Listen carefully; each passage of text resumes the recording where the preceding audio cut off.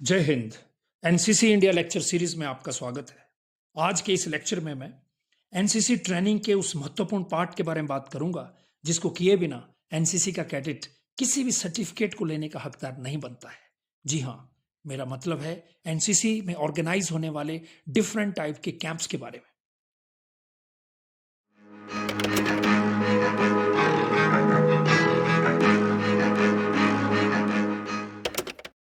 जैसा आप जानते हैं, एनसीसी में मूलतः दो ही तरह के कैंप्स ऑर्गेनाइज होते हैं। एक ऐसे कैंप जो एनुअल ट्रेनिंग कैंप कहलाए जाते हैं या जिसे हम कंबाइंड एनुअल ट्रेनिंग कैंप भी कह सकते हैं। इस तरह के कैंप्स स्टेट गवर्नमेंट ऑर्गेनाइज करती है with the help of respective directorate.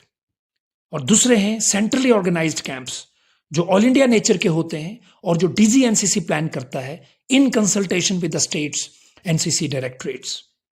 DGNCC different states के एनसीसी डायरेक्टरेट के साथ मिलकर के इन कैंप्स का वेन्यू और उनके डेट्स को तय करता है और ये कैंप्स में कैडेट्स वैकेंसी के हिसाब से पार्टिसिपेट करते हैं। तो वैकेंसी जो है वो ग्रुप हेडक्वार्टर आती है, वहां से फिर ग्रुप हेडक्वार्टर डिफरेंट यूनिट से डिफरेंट कैडेट की वैकेंसी को अलॉट करने के लिए कहता है और जितने वैकेंसीज किसी एक यूनिट को मिलती हैं उतने ही कैडेट, चाहे वो सीनियर डिवीजन सीनियर विंग हो या जूनियर डिवीजन जूनियर विंग हो, उनके कैडेट फिर वैकेंसी के हिसाब से उन कैडेट में पार्टिसिपेट करते हैं।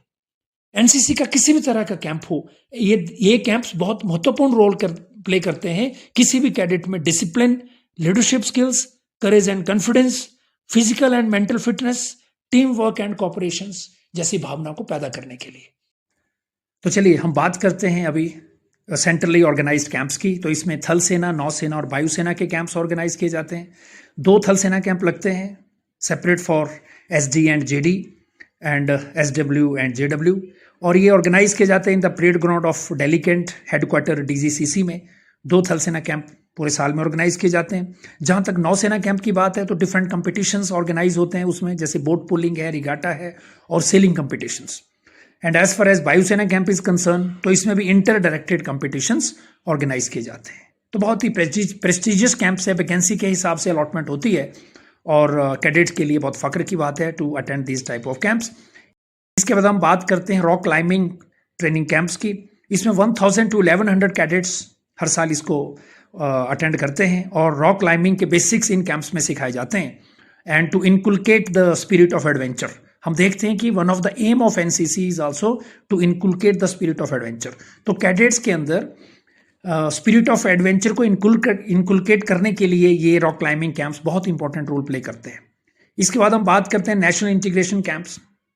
नेशनल इंटीग्रेशन कैंप्स हमारे रिच कल्चरल हेरिटेज को कैडेट्स को उसके साथ रूबरू करवाना होता है। हम जानते हैं कि India is a diverse country जहाँ डिफरेंट टाइप के लैंग्वेजेस, ट्रेडिशन और रिलीजन है, लेकिन इसके बावजूद एक यूनिटी है हमारे लोगों के बीच में। तो इस तरह के कैंप्स एक कनेक्टिंग लिंक का रोल प्ले करते हैं।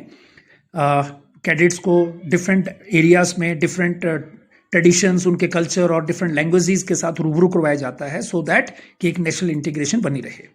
कुल मिलाकर के 37 नेशनल इंटीग्रेशन कैंप्स होते हैं, जिसमें 6 स्पेशल नेशनल इंटीग्रेशन कैंप्स जो Leh Ladakh, JNK, Dimapur, Pidampuram, Bedabag, Lakshadweep and Port Blair में ऑर्गेनाइज किए जाते हैं।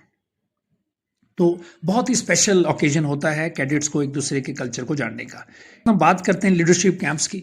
6 ALC मतलब एडवांस लीडरशिप कैंप्स ऑर्गेनाइज किए जाते हैं, जिसमें 1300 to 1400 cadets per year participate करते हैं। इसमें डिफरेंट तरह के लेसन्स कैडेट्स को सिखाए जाते हैं, जिसमें definitely personality development, leadership skills एक सबसे इंपॉर्टेंट रोल प्ले करता है।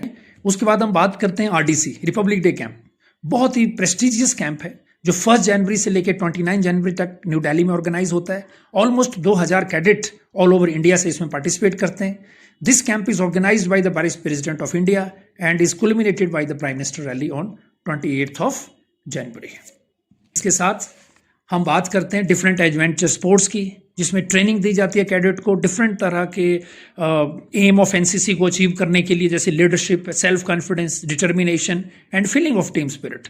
इसमें डिफरेंट तरह के camps like sailing, parasailing camps, rock climbing, trekking, river rafting, kayaking, river rafting etcetera and scuba diving, इस तरह के कैंप्स कैडेट्स को एक्सपोजर दिया जाता है।